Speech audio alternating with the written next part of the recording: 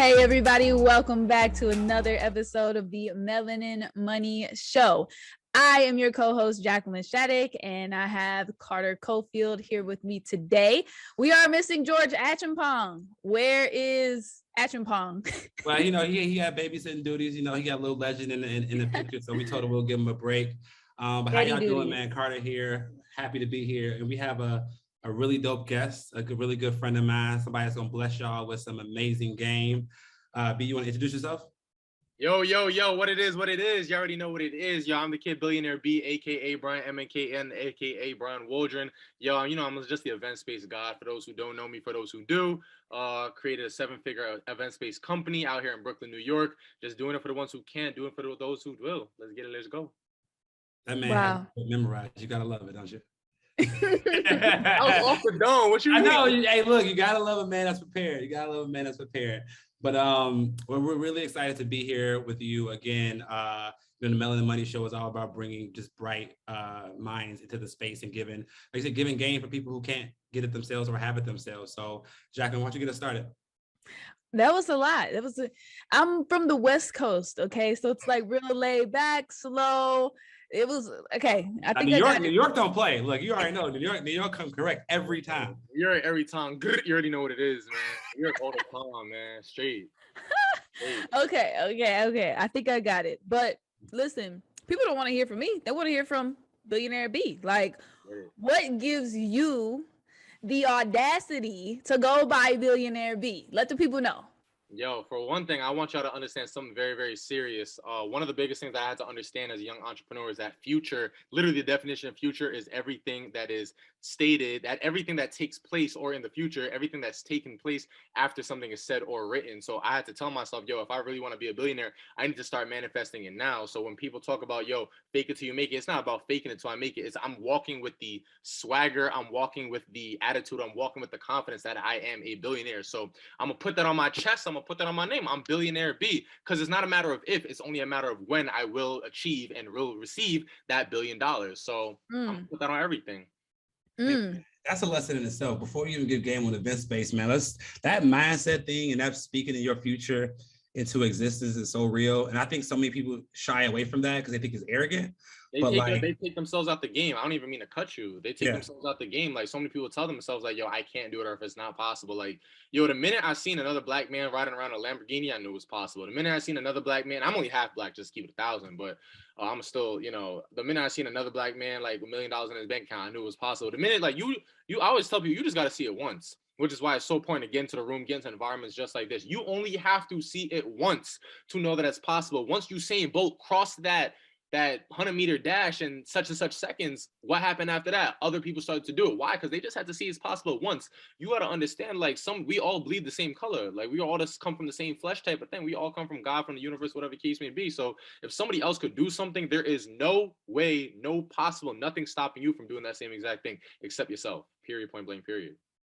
Period, point blank, period. One of my favorite quotes is that once the mind is exposed to something greater, it will drop something lesser, right? So that goes in every aspect of your life, relationships, right? Finances. Like, once you see that $1 million, like, it's somebody's account, you can't go unsee that. You know what I'm saying? Like, that's in there. So you gotta stick with it.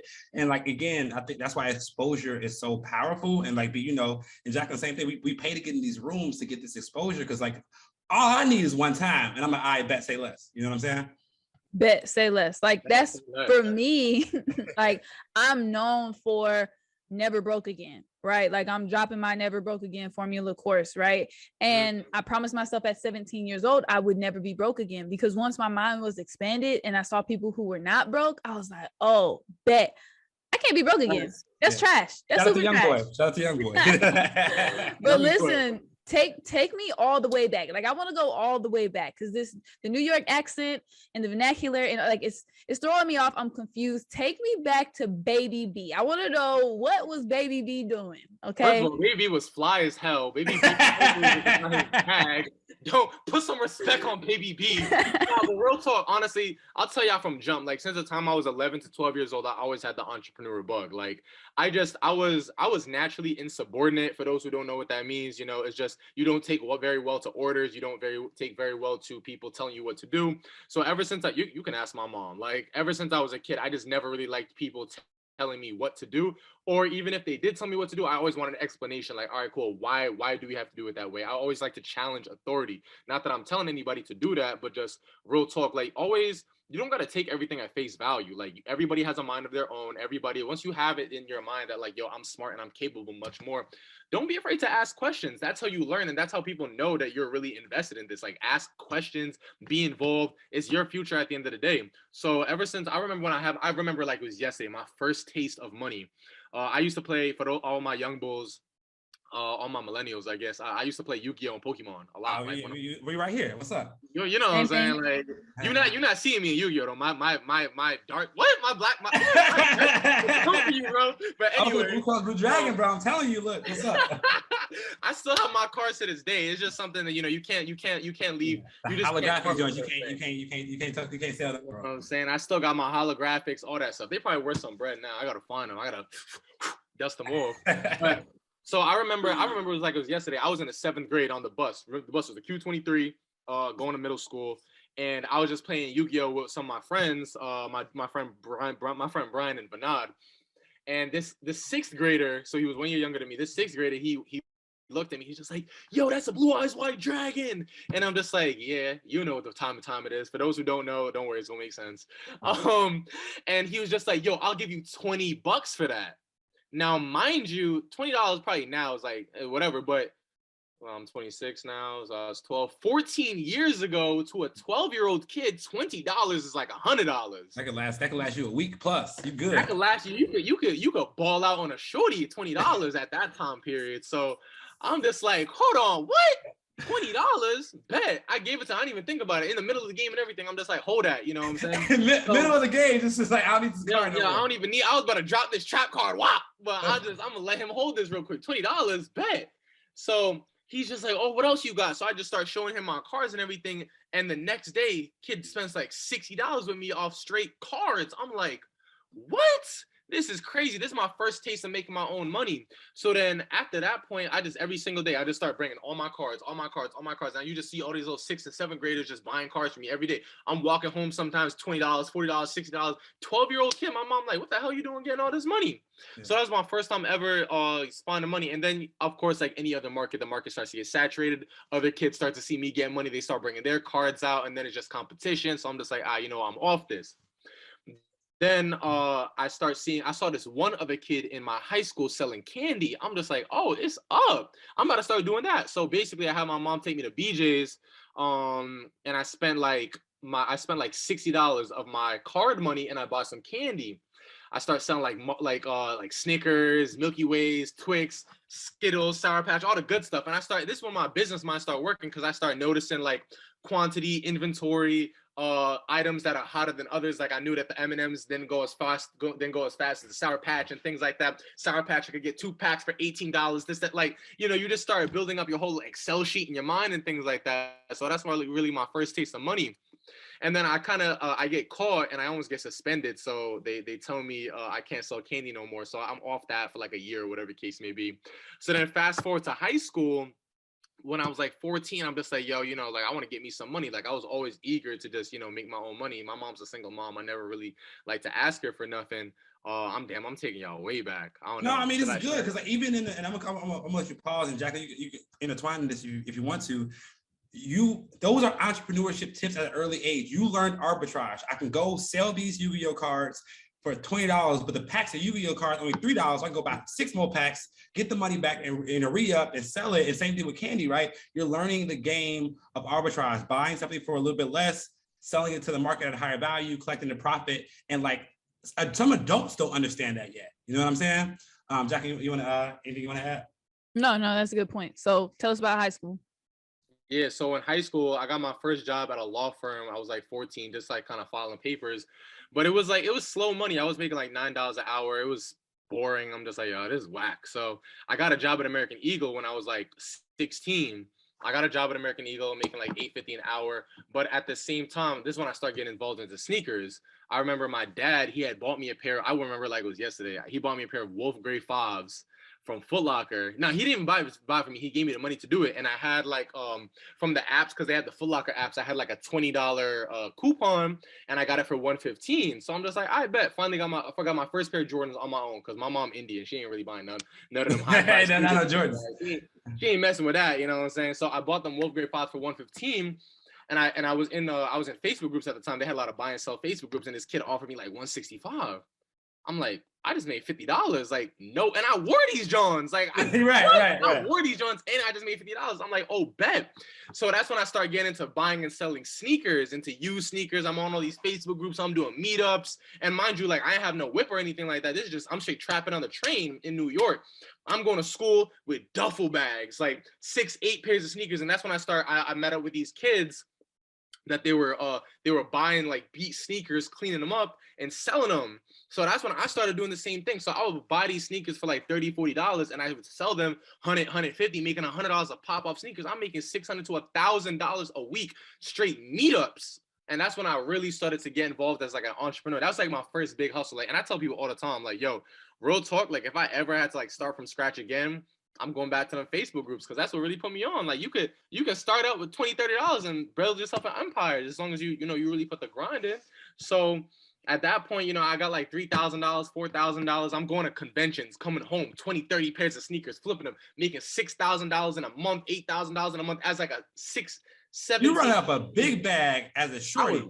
Yeah, you know what I'm saying? I was running it up because I was just hungry. And that's one thing you're not going to get extraordinary results doing anything ordinary. Like if you want to really be like a billionaire, millionaire, like you got to do something against the norm. So I'm like literally out here, duffel bags of sneakers, body bags, people thinking I'm trapping, like I'm just selling sneakers. Real talk. And my mom supported it. I was glad she was supported it, because she didn't like the fact that my room always had all this sneaker paint and creases. Right. These like soap powder and all this stuff like that, but she was like, he's getting his money. He making an honest dollar. So, and I brought that into college, and then in college at a certain, I had to focus on my grades and stuff like that, because I had like a 2.8 GPA, and I almost was on academic probation, because like anybody who knows, like, yo, you making money over here, you're not really paying attention to the school stuff like that. So I wasn't really too worried about that. And then, of course, just like my mom in my ear, like, look, you got to do something like as an adult. She not really seeing sneakers like pan out like that. So I'm just like, all right, cool. I was like 18. I got my job I got a job at a management firm. And then I'm just like, man, this is slow bucks. This ain't no money. So I got a job as a server too. So I had 2 jobs at the end of the day. I was hosting, but I see the servers making big money. So at this time, I'm only making like $350 a week at the Italian restaurant, right? I got the job at the Italian restaurant, making $350 a week. I'm just like, man, this ain't no bread. But they wasn't trying to promote me to a server. I'm seeing the servers making $1,000, $1,200 a week, right? Sneakers is done for at this point. Yeah. So I lied to my other job. I got a job at Maggiano's. Hate that place. I got a job at Maggiano's. Tell them how you feel. I'm saying we're gonna get to that, but yeah. So I got a job at Maggiano's, and I'm making $1,200, $1,400 a week, serving 3-4 nights a week. I'm like, bet this is lit. Buy my first car. I'm still living at my mom's crib, so I'm stacking all my bread. It's litty. So around this time, my mom, she's running a smaller space here in Brooklyn. It wasn't like a big event space. It was like a room, but people would come by. Hey, look, can I have like my kids' party here, or whatever case may, charge them like $300-$400. I'm really involved, but she doing her whole thing. But after a while, in 2016, we moved to Queens. So at this point, she's a little busy with the house, things like that. So I'm still working at the restaurant. I'm just like, you know what? I'll do it for you. Like, I'll go do the open houses for you. I'll go start managing the space for you. I do it for a couple of weeks. I'm like, yo, this is lit. Like, people literally paying hundreds. I don't got to do nothing but open up the door, make sure the place is clean. Like, that's it. It's easy. So May 2017, I'm like, yo, let me run this. Like, let me take over. Let me do this. So we have a couple conversations about it. She lets me run it. Whop! I'm in the door. It's lit. Energy, man. It's next level. He said, whop. You know what I'm saying? So now it's up. So I'm be making like $5,000, $6,000, $7,000 a month just renting space, and I need. How many spaces at this point did you? Just one. This is just the first one. One space. This is just the first one. Yeah, I'm like 21 at this time. It's the first space. Yeah, I'm making like $5,000, $6,000, $7,000 a month just renting the space. The first space, and this is like a little John. This is like 1,000 square feet, like a small John. So I'm just like, yo, if I'm making this much money off this space, I need me a bigger one. boom, my mom's just, and this is why I always tell people, like, yo, like sometimes your parents, your close friends, like they're not always gonna understand the vision. Because when I wanted to get my second space, my mom's like, nah, don't do it. It's dangerous over there in Brooklyn. Like, don't be messing with that, this and the third. I'm just like, I'm gonna run it. Bet. Stack up all my bread from the Italian restaurant. I got like 30,000. So this is like June 2018 at this point. I started looking for my own space. I got like $40,000 saved up from my serving job, from working at the space. I'm gonna go find me a event space. So I link up with this realtor. She shows me 3 spaces. First one's ugly, second one's too small, third one just right. It's just like Goldilocks, right? So I found a third space. I'm like, you know what? Bet. It's on my Instagram, whatever the case may be. But I finally get my own space, Fulton Studio, 1542 Fulton Street. Build it out, drop like 30 bands in it. I learned so much from this experience. We'll get to some to-dos and not to-dos. But 30 bands, okay. Yeah, I dropped like 30 bands in that, and then I got my third space, the Ashford Loft, 745 New Lots Avenue. That one's in November 2018. I get Blake and Dumont 2021, and then the rest is history. Now we're doing like $100,000 a month just straight renting out space. Crazy journey. So that was Baby B to Billionaire B. That needs to be your next book, bro. Baby B the Billionaire B. Selling now. You're welcome. Appreciate that. No, but I love this story. So let's take it like one step further. So in talking about the entrepreneurship route, what was it that you learned really quickly that you help your mentees to understand? Right? Like when you started doing event spaces, like what was that one thing that you're like, dang, I wish I knew this earlier? Wow, that's a fantastic question. Definitely build a team. That, like, I was so used to being a solopreneur because I just couldn't grasp the idea of somebody else coming into my business and doing something as good, if not better than me. So I really had to unlearn the idea of doing everything yourself and just building out a system, SOPs, which is why, like, I sometimes, it's stupid, but I call myself delegation daddy, because like I got so good at automating and delegating in my business because of a scarcity standpoint, because like I never had that in my business. So when I learned it, I fell in love with the idea of systems and automation and spreading things out in the team. Like I have an SOP for every position in my business, and I share it with all my mentees, everybody in my community. I have a community of over 150 students in shout out Event Space Elites, where they just have access to all my information and things like that, where it's just, if you literally just take a step back from your business, start working on your business instead of in your business, your balance sheet will go through the roof, literally. Yeah, and I think let's stay there for a second, because I think delegation is so important. I think so many people, again, shy away from it because they look at the cost of, I gotta pay somebody else to do this. But you need to understand the cost of your time, right? Like if your time is worth $100 an hour and you could pay somebody $10, $15, $20 to be in that place, not only do you get your time back from a profit standpoint, you get to take a step back and work on other areas of your business. So, you know, in that same vein, like, so you had your first event space, you say you dropped about, 30 grand on that, right? And you made some mistakes. So what, I guess, give us some, because we will talk about like what to do, but I love starting like what not to do. So if you had like 3 or 4 mistakes that you made in your event space journey that you want the people to avoid, then we'll talk about some things to do. I think that could be good if you could highlight like how do people actually get started with Yeah. Start there. Yeah, 100%. So definitely, truthfully, I know it sounds cliche, but one of the biggest things that I would recommend people do is just literally just start looking at spaces, start hitting up realtors, start hitting up landlords. Like I feel like a lot of people just have all this built up kind of trepidation where they think the whole system is just so hard. Literally the hardest part about getting into the event space game is finding a location, point blank period. Everything after that is smooth sailing. Once you find the location let me correct that. Once you find a location and you sign the lease, after that, it's cake. After that is literally cake. And any one of my mentees, any one of my students could literally vouch for that. Like finding the space is the hardest part. Then once you get to, like, I'm in the process of getting 2 more spaces right now in the Bronx here in New York. And we've been going back and forth with the lease for like past 8 weeks. You know what I'm saying? Come to find out, the landlord, not the landlord, but the lady, the property manager was pregnant. So I kind of felt a little bad. I was just like, damn, she got a whole kid on. And like, yeah, right. Like, where's the contract, bro? Like, yeah, and I'm like, she's like very pregnant, like due like next month type ish. You know what I'm saying? So I'm just like, damn, I feel kind of bad now. Like I'm really like, where's the lease? You got a whole child coming on. God damn, I feel bad now. But yeah, so that's really the toughest part. But literally, once y'all get past that part, once you get past the part of signing the lease, getting in cahoots with your landlord, things like that, you have them keys, butter. And just a segue into the do's and don'ts that Jacqueline asked for, literally one thing I really preach on with my students is that employ an MVP model, minimum viable product, where you're not, because like I mentioned, I spent $30,000 on my first space. If I could do that all over again, I'd probably spend $5,000-6,000, literally, because the thing about it is that once you run I don't want to get too technical, but once you run a market comp analysis, where basically you survey the entire area, see what other spaces are charging, what they're providing, amenities, things like that. I have all that, involved in, all my students have access to that and whatnot. And you see what other people are providing, you can better gauge what to actually provide and what to actually spend your money on. There's no point in providing porcelain if everybody else is providing luxury vinyl. You see what I'm saying? It just doesn't make sense. You have to run the comps and make sure that what you're investing in, you're actually going to get an output from. Like, if I could do back all over again, back in 2017, I would, instead of doing the ceramic floors that I did, I would have done not even luxury vinyl, please. I would have done like regular vinyl for like 68 cents from Home Depot.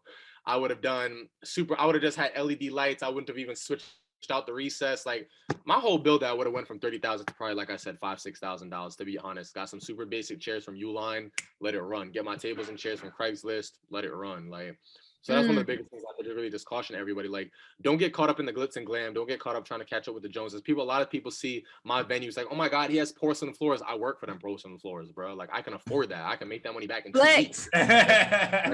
No, because like my tile is 24 by 48. It's $229 a square foot. Like, that's very expensive. Yeah, it's expensive. You see what I'm saying? So like, not everybody has the funds for that. My floors alone cost me $20,000, and that's with me knowing different vendors. That alone costs $20,000, and that's me knowing different vendors, having people in my circle already. Any average Joe, somebody standing and starting up, would have paid $35.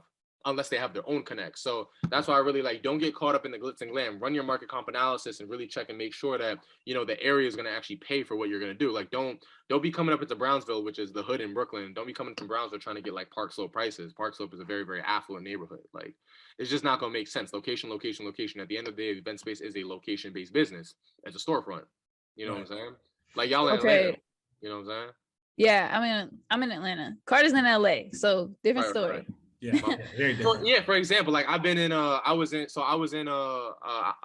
my man's mastermind in LA, and literally I was in downtown LA, hella homeless people, crazy. You know what I'm saying? You're not gonna put an ice box in LA. You know what I'm saying? It just don't mean, you're not gonna put a Gucci in downtown LA. You're gonna go to the hills, you're gonna go Beverly Hills, you're gonna go to, some place more affluent. So it's really location based at the end of the day. Makes sense. So let me ask you this really quickly. Do you arbitrage? So are you not buying the location? You're just renting it out, and then paying the rent, first month deposit, first month of rent or whatever, and then you're furnishing it, and then you're starting making money month to month. Exactly. Yeah. Rental arbitrage, 100%. That's what it's just, truthfully, it's a lot easier to scale up that way, simply because like, you don't got to worry. Like, I'm in the process of buying a property in Philadelphia right now, and just like looking at all the money that I got to put down, I'm just like, damn, I'd rather just rent this ish, Yeah, $100,000 of dead money. It's like, like exactly, just tied up in route. And don't get me wrong, real estate's a great play, but it's just like, if you're trying to scale up, you need your money working for you as much as possible. You don't need to like tied up in a building. Yeah. Exactly. So step one is really just to kind of like start looking. But I feel like if I start looking for an event space and I start seeing, I'm trying to get an event space now. I start seeing, I'm trying to put it into perspective for our listeners. Shout out to our listeners, our loyal OGs. I appreciate y'all. I have a review. You guys know we love reading our reviews from Apple Podcasts. Okay. Love reading our reviews. We got another like couple 5-star reviews. So we appreciate y'all. Don't forget to email us at podcast@melaninmoney.com. We might have something special for you if we've read your review on here before. Okay. We don't shy away from giveaways. You know what I'm saying? We love a good giveaway. Okay. But aside from that, I just want to put it in perspective for people, right? Because I feel like if you start looking online at commercial spaces and you see $5,000, $10,000, $15,000 a month in rent, if you don't have even that much saved, right? What do? So like, how do I start this if I'm starting like from ground zero with no money? Nah, so this definitely is so funny because I had an in-person mastermind here in New York, and I literally gave away a couple plays. Something so like give them away here. Don't shy away. Give the plays here too. The people man, I'm here for it, not for real. So like one thing a lot of people could do is I'll just break down the numbers for y'all real quick. So like say for example, right, average space. You need 1 month rent, 1 month security. Say, for example, they want $2,500 a month for rent, right? That's $5,000 to acquire the space. You could pull that off a credit card. You go, which is why I always preach, make sure your credit in decent shape. But even if it's not, I'll give y'all another play for that. Wait, but is that realistic? 2,500 sounds cheap. It's very real. I'm in New York and I pay $3,000 for one of my spaces, and I'm in New York. Yeah, let me say that again. I'm in New York. Yeah, you don't understand. Like I have some of my mentees, they show me some spaces. I'm just like, y'all charging that much? That's crazy. That like I need a space out there. Like I got a mentee. She's in Maryland. She's like, yeah, I pay like $1,700 for 2,000 square feet. I'm like, what? Where? I just want one just for the hell of it. Like, just keep it, just park it there. Shoot, okay. I might rent it and rent it out to somebody else just off the strength. Like, damn. So I just want to put that into perspective for people, because people are living here in Atlanta paying upwards of $2,000 a month in rent for an apartment to live in by themselves. You literally could get an event space, start using your money to make more money, right? Like if you're in that beginner position and you are an aspiring melanin millionaire, listen to what he's saying. He's saying $3,000 a month you can find an event space, right? Like New York. He's like, I'm in New York, bro. Go home, move in the house. Do what you gotta do, man. Do what you gotta do. Look, sacrificing that for payoff later. But okay, so first month, so security deposit first month. In your example, that's $2,500, so that's $5,000. Now what else? I'm just picking a random number. Yeah, right? that's so cool. For example, like $2,500, because like I just said, it is realistic. You know what I'm saying? Right. In New York, I'm paying $3,000 for one of my spaces for real. So and that's for a big space too. That's for like 2,200 square feet, which you don't even need all that, to be honest. But so you can pull it off a credit card. You can literally go like I'm gonna give y'all a play for those with good credit, and then give y'all a play for those with not such a great credit. So say for example you got like like a 650 and up or whatever the case may be, you could literally go apply for an Amex Everyday card, Chase Inc, Chase Freedom. That was like one of my first credit cards that I gave me a really high limit. My Chase Inc gave me 15. That was my first one too. What happened? That was my first one too. Yeah. So my Chase Inc Freedom gave me $15,000, and I'm just like, ooh, bet it's lit. You know what I'm saying? So I took, so you can do that, and you can just do a balance transfer, put the money in your bank account. I hope the Fed's not watching, but you know what I'm saying? Put the money in the bank account, and now you just take that money and go and apply it and to give it to the landlord, get the $5,000 to the landlord, take the $10,000, do a little build out. Now you up and running. And remember what I said about the MVP model, you're not going crazy with build out. So you just get some decent floors, even if you got to paint the floors just to open up the door. Because what I always tell people is like, look, listen, people, you give them a decent rate, you give good customer service, people gonna book regardless. Event space is a need-based business.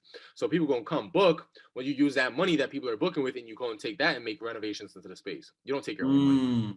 So it's okay to have a space that's not fully decked out. Absolutely. And then run it up a little bit. Then I tell you, I've been in some hole in the wall dumpster spots that people had paid money for. Like I'm walking in there, the floor is leaning, hole in the ceiling, sheetrock busted. I'm just like, y'all book this? I have a question. Do you find that like more of the aesthetic, like, do you think that women are more focused on that, or men, or is it like any event space owner like that's new is like focused on those kinds of small things? So if you're inexperienced, automatically the first thing that you're going to think about is just like, all right, my space needs to be top notch for people to book it, which is true. That's correct. 100%. Like you're if you have an Airbnb, if you have a Turo, like obviously your stuff got to be in good shape, but it doesn't have to be top tier. You know what I'm saying? Like you can get a nice bag from Gucci, you can get a nice bag from Marshalls. You can get, a nice painting from Picasso, you can get a nice painting from somebody down the street. You know what I'm saying? So like you got to remember, and like, which is why I always pitch to people, you have to take your emotions out the business. Just because something, you think something is beautiful because it has porcelain floors and decked out recessed lighting, things like that. Everybody can afford that.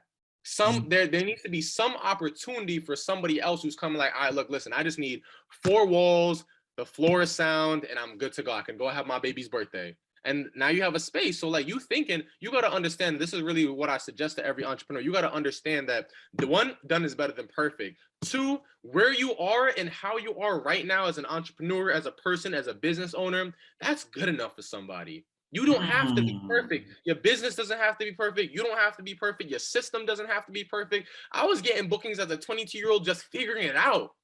So now that there's so much more of a wealth of information out there, like y'all can literally go and get the bag, putting half, not even a quarter of the stuff that I had to put in, of the work that I had to put in, because the blueprint's already there. You just got to run the same play. So I really like, you don't have to have the whole system perfect. You don't have to have the whole business perfect. Your space doesn't have to be super pristine and look like the Taj Mahal. Sometimes a regular space that is just enough. So I really just, that for anybody who's really cautious about, you know, fronting a whole bunch of money, I got mentees who started spaces less than 12K, less than 10K, less than 8K. It's possible. Yeah, and from what you, I love what you said, Jack. I'll let you go next. Two things I want to point out, y'all. One, you can get started with $10,000, right? $15,000. That's first month, second month rent. That's first month rent, security deposit, and furnishing. And event spaces can make $6,000, $7,000 a month. So you can literally recoup your money in 2 months, and then the other 10 months of the year, you're talking profit, right? Easy. Mm-hmm. That's why I dropped my Airbnb video that's going crazy right now. Yeah, I saw that. So can you harp on that for the people? So you said that event space is an hour-based needed business, where Airbnb is a day-based business needs. Do you want to just talk about that for the people to help them understand, like, all right, if I want to do Airbnb, I can. If I want to do event space, I can. Kind of like, you know, what's the breakdown there? Well, what do you see, I guess? Yeah, no problem. So definitely, what's your Instagram? Melanin. Oh, I got it. There we go. I was trying to tap that real quick. So literally, so if y'all want to break down the revenue model, hold on, let me drop this real quick with y'all. Literally, if you want to break down the revenue model, so say for example, right, and a lot of people going crazy on IG with that post I just dropped, you know what I mean? But like, say for example, the average Airbnb owner, like typically, and this is from based on what I've seen, because if you're doing especially the rental arbitrage method, where you're renting out a 1-bedroom apartment, 2-bedroom apartment, if it's like a regular unit, even if it's themed, like you're probably putting in $10,000-$15,000 first. Actually, not even more than, if you do a themed unit, which is really the only one that are standing out right now because the market is just so saturated. If you have an Airbnb too, right? Yeah, I have like 8 Airbnbs. Yeah. Okay. It ain't touching the space. I'll tell you that. I be looking at the money from my Airbnbs. I'm just like, oh, why this? Like, you know what I'm saying? So like, if you, on average, most Airbnb owners, they making $1,000, $2,000 off a unit. Like I remember, and I be talking to the coaches, like the gurus. They'd be like, yeah, you know, I don't get a space unless it makes like $2,500 a month. I'm like, that's a lot of money. I'm getting $2,500 for a booking. Yeah. If I made $2,500 a month off a space, I'd be like, well, I'm wasting my time. No shade or anything like that. I don't want to hurt nobody's feelings. Just like the same. All right, I'm gonna break down the numbers side by side. Airbnb, you do a theme unit. Say for example, you're paying $2,000 a month or whatever case may be. First month security, that's $4,000. To do a theme unit, you're on average you're putting down $8,000 to $10,000 in furnishings. I know this because I built out several units, so that's already $14,000, $15,000, right? Cool. For the space, say for example, you're paying $3,000 a month in rent. That's first month, second month. That's $6,000. You put down another $10,000 in furnishings. Now that's $16,000. Airbnb $14,000. Event space $16,000. The Airbnb only gonna produce maybe a themed unit, maybe $5,000, $6,000, $7,000 a month. If you like, you know, on average. Obviously, there are people who go crazy, like my guy Zoe. They go crazy with it, but like the average person, they probably gonna make net $3,000 on that, right? $3,000-$4,000 on that, right? If it's a themed unit. The event space, we doing at least 20-25K a month. You see, so that's because you can have multiple bookings in the day, where Airbnb you'll only have one book in the day, right? Not only that, just people spend a lot more money on events. The people who really make a lot of money on Airbnb are the ones that have houses, because people could come and have 10, 15 people in a house and do events. Events is where the money's at. You see what I'm saying? So that's where it really, like, somebody's coming to me and they're not spending no less than $1,000, $1,500 per night, 8 hours. Wow. At my event space. Mind you, that's somebody's entire week at an average Airbnb, $1,500. I'm getting that in one day. And if I really want to go crazy, I don't do this anymore, but if I really want to go crazy, I could do 2 parties in a day. Now we talking $3,000 in a day, you in and out. Bombaclats. No, I mean, it makes sense because like I used to run tarot cards, right? And it was like I would hate when somebody was like, yo, I want to book your I-8 for the whole day or whatever. I'll be like, nah, how about you just book it for 2 hours for your shoot? Okay. Yeah. How about that? Let the How next about person come. Let the next person come. how about that? Okay. Yeah, So I no, that makes a lot of sense to me. And it's like, okay, it's just a reminder, like there's levels to everything.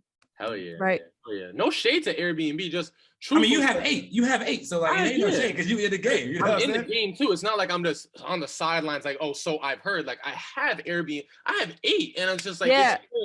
it's still not touching the event space. Period. But also stop name dropping because you're gonna lose our sponsorship abilities here. Okay.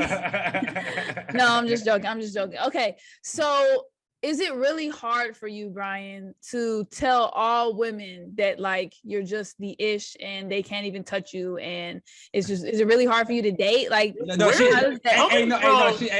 get some preface before we started. She was like, I'm gonna ask them because like no preface. No preface. Okay. So we're gonna make a hard transition. Like, I'm just wondering because if you're the event god, like, does she like? If she comes up to you like, hey, oh my gosh, you're cute. Like, look, baby, I'm the event guy. I don't know who you thought you was talking to, shorty. Like, wow, I'm horribly blindsided. So look, I'll give you a moment to think about your response. But this is a real thing in entrepreneurship culture. The more successful you become, the harder it is to date. That's just the reality of it, right? So one of our favorite, most viewed episodes is about relationships and how do you be a relationship as an entrepreneur. So now knowing that, you being the successful person you are, young, you're 26, you know what I'm saying? And you've got a lot going for yourself. When it comes to dating, is it hard? Is it easy? Is that something you're not even thinking about right now? Give us some insight. The girls, after they probably gonna want to know after they see the YouTube, you know what I'm saying? I'm crying. Well, thank you, Jacqueline, for that hard. Come on, full steam ahead. Stop, pause on the brakes. But it definitely does make things a little bit harder when you, in terms of like, you know, especially when you're in the like, it's one thing to have money, but it's another thing when people know that you have money, because there's a lot of successful people where like you can even pull their name on Google. You see what I'm saying? Just because like they have different like trust and walls of security and is in this name, but this LLC, blah, blah, blah, blah. So being like a content creator or an influencer or whatever you want to call it, and people know, yo, this is what you do because you're running ads, like it does make things a little bit more difficult for sure. But I think it's still possible. I mean, you just gotta up the playing field. It's like you got to be a lot more choosy with who you spend your time with. It's the same thing with like our counterparts. Like y'all not going to spend your time hanging out with just anybody. You're going to spend your time with people in the same room doing the same thing. It's the same thing with dating. It's just you actually like this person. You feel me? Yeah. I hope that answers your question, Shattuck. That was the best. That was the best answer for a blindsided question I've seen in a long time. It's not blindsided. I was like, whoa. Tranquilo. No, it's all good. That's good. You have to excuse me. I came from the uncensored show. Okay. That was our It's like when you on a first date and it's just like, well, you know, so how many bodies you got? Like, what the hell? Like, look. I'm not gonna lie, y'all. I posted this post and like Brian was in it with like a group of other entrepreneurs that I was with, and everybody was like, who's the dude next to you? Who's the dude? I was like, Brian, I'm not putting you in anything else because I'm taking all the shine, sir. No, I like that. I appreciate that. And I know everybody else appreciates that too. So listen, we only have a few minutes left, and I want to get some more information from you about what would be, if you could say one thing to a new entrepreneur, event space or not, like what would you tell them? Great question, Jack. Great question. Absolutely. One thing I would definitely say to every man, every woman who's out there, just don't be afraid to start. Like literally, you're gonna make mistakes. I want you to be very, very comfortable with making mistakes, because you can have the best mentor, the best course, the best program. You can spend thousands, $10,000. I don't care. You're going to make mistakes.